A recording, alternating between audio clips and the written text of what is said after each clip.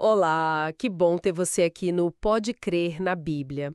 Hoje a gente vai, mergulhar um pouco nos Salmos, vamos buscar ali algumas perspectivas para os tempos desafiadores que a gente vive, né? E para os que ainda vêm por aí. A gente está usando como base os estudos da semana. E só para lembrar rapidinho do projeto Reavivados por Sua Palavra, tá? Hoje a leitura é Gênesis capítulo 44.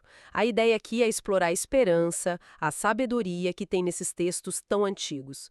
Então, começando lá com a introdução de sábado, a gente viu que, é claro, Apocalipse é super central para os eventos finais, mas olha só, os salmos já falavam muito sobre pecado, juízo, essa luta entre o bem e o mal. O Salmo capítulo 67, versículos 3 e 4, faz aquele convite, né?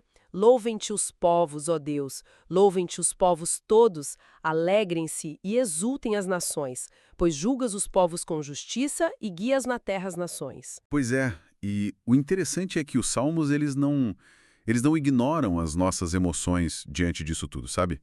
Das lutas.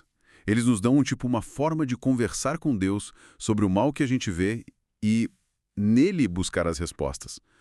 Isso continua assim muito relevante. Essa busca por refúgio ficou bem clara no domingo, né? Com o tema socorro bem presente nas tribulações, focado ali no Salmo 46. O versículo 2 é muito forte. Portanto, não temeremos, ainda que a terra se transtorne e os montes se abalem no seio dos mares. E um pouco mais pra frente, no versículo 10, vem aquela instrução direta: aquietem-se e saibam que eu sou Deus. Serei exaltado na terra. Isso parece que faz um eco, né, daquelas transformações cósmicas que a gente lê em outros lugares, tipo 2 Pedro capítulo 3, versículo 12, ligadas à volta de Cristo. Sim, sim. O Salmo 46 traz um contraste muito forte. O mundo pode estar um caos, né? Em rebelião, mas a promessa de Deus ela continua firme. E essa ordem para aquietar-se não é para ficar parado sem fazer nada, né? É mais um convite para a gente confiar na soberania dele, mesmo quando tudo parece, assim, desmoronando. A cruz, no fim das contas, é a maior prova dessa bondade e desse poder que nos dão segurança. Verdade. Aí, na segunda-feira, a reflexão foi sobre esperança em meio à turbulência. A gente vê descrições de um mundo caótico, como lá em Jeremias, capítulo 4, versículos 23 a 26, que apontam para uma necessidade de renovação, né? Mas, mesmo com nações que bramam e reinos que se abalam, o Salmo 46, nos versículos 6 e 7, afirma: o Senhor dos exércitos está conosco, o Deus de Jacó é o nosso refúgio. E Filipenses capítulo 3, versículos 20, ajuda a gente a lembrar onde está a nossa verdadeira casa. A nossa pátria está nos céus. Exatamente.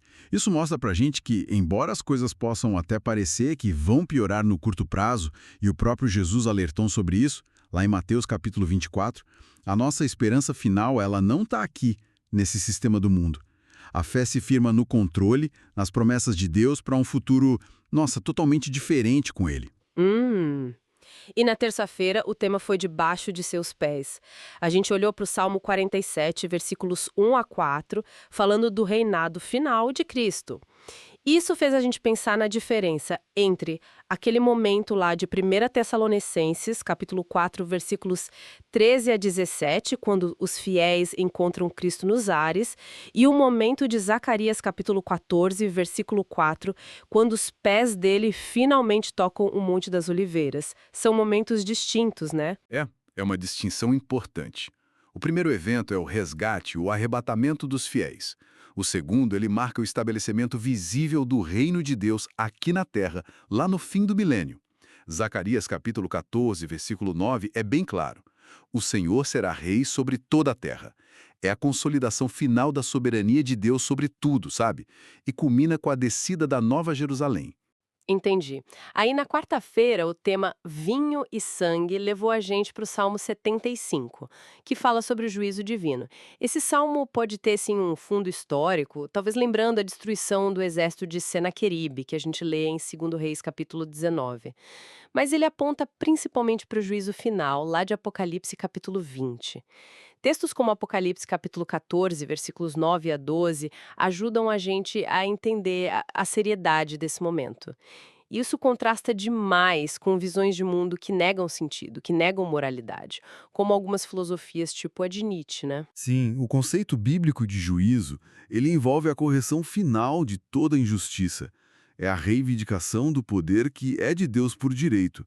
Num tempo como o nosso, com tanta deterioração moral que a gente vê descrita lá em 2 Timóteo, capítulo 3, versículos 1 a 5, saber que vai ter uma restauração final da justiça divina, isso traz muita esperança. Muita mesmo. E, para fechar a semana, na quinta-feira, o foco foi para que se conheça a tua salvação, baseado no Salmo 67.